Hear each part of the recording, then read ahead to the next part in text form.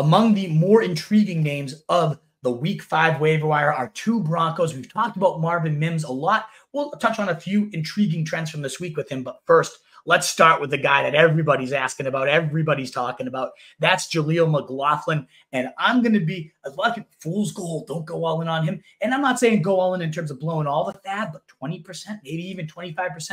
If you're running back needy, I think is fair for him. Let's break down why I'm very, very intrigued by Jaleel McLaughlin. Well, first, 10 touches, 104 yards, and a score.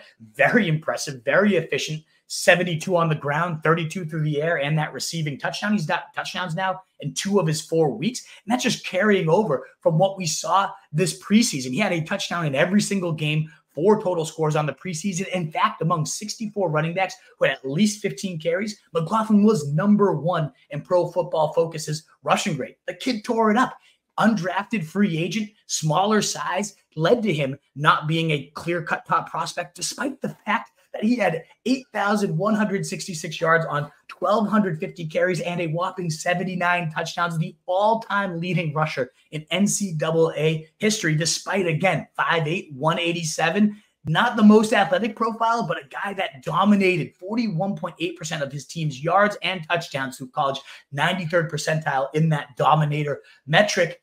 And who is better than Sean Payton at handpicking these little guys, whether it was Darren Sproles, Alvin Kamara? He knows how to find these smaller backs with that shiftiness, with that tackle breaking ability, and maximize them. And now he's staring Jaleel McLaughlin at a phenomenal opportunity. We don't know exactly how long Javonte Williams will miss with that hip flexor injury, but the Week 7 bye looming. Cecil Lammey on his podcast earlier today, who's got his finger very much on the pulse of Broncos news there, saying that he expects Javonte to definitely be held out at least through that Week 7 bye. And he even said in fantasy, he'd rather have Jaleel moving forward than Javonte if he had to pick one or the other. I don't know if I'd go to those levels, but again, the insider, the beat writer saying that thing tells you about how impressed he is with this kid. He was talking all preseason how many first-team reps McLaughlin was earning and that he was really tearing it up. Now, when Javonte left the game, we did see Pirine actually out-snap him, 56% of the snaps, but McLaughlin on only 38% of the snaps was the much higher used guy. He saw another carry in addition to what Pirine saw. He saw an extra target compared to what Pirine saw, and he ultimately put up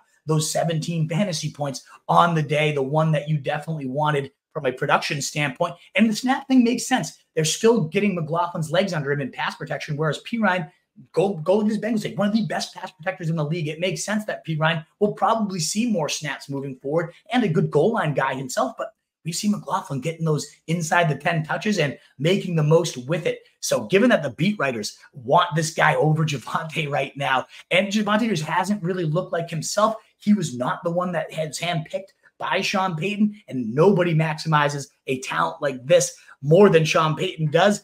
If he does truly get McLaughlin those 2 weeks right now to carve out a significant role, I think you got yourself a quality running back too for these next 2 weeks, with the upside to then have a more meaningful role outside of that Week 7 bye. So Jaleel McLaughlin, despite the lack of draft capital and all that, I think he is a phenomenal prospect on this week's waiver wire, worth, again, 20%. Maybe if you're really needy at running back right now, 25, even 30%. I've seen some teams out there starting such horrendous running backs. If you're in that boat, I don't want you to say blow it all on Jaleel McLaughlin, but do what you have to do. You know your league. How much are you going to have to spend? Because I think you're getting at least 2 weeks of solid production with the upside. You have Phillip Lindsay. We've seen the Broncos do it time and time again. And I did mention and allude to Marvin Mims. We've talked about him every single week on this show. So why anything different this week? Well, he did get a season high in routes, 39%, still far lower than we want, still only 17 total routes, but it's at least great to see it continuing to trend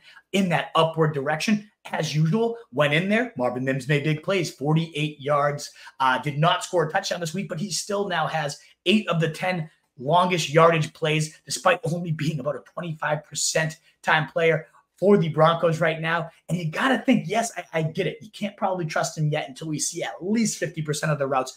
I understand that. But Cecil Lammey, I keep bringing him back up. A great podcast that you always recommend. Sigmund Bloom, him, phenomenal fantasy show. He said it's a near lock that at least one of Judy or Cortland Sutton get moved ahead of this trade deadline. So that might be all Marvin Mims needs to see that path for a full-time role. And as of right now, continuing to lead the NFL in yards per route run, fantasy points per route run. It seems like all he will need is an opportunity, and it could be coming as soon as this week. And at least even if those guys are still around, Sutton, Judy, even without a trade, it is trending in the right direction for him. So definitely continue to stash Marvin Mims if you have him. And if he got cut from a frustrated owner, those signs are so encouraging. You have to hold him. You have to scoop him if he is sitting out there for you.